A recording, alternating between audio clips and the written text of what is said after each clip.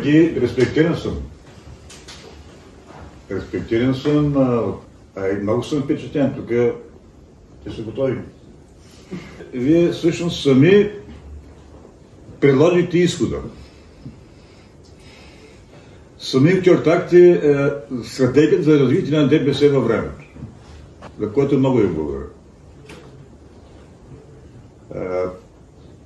Благодаря ви за това, че така имах възможност да го усетя. Така, по човешки път. Това е едно препятствие, което ние трябва да преодолеем. Едно предизвикателство, с което трябва да се справим.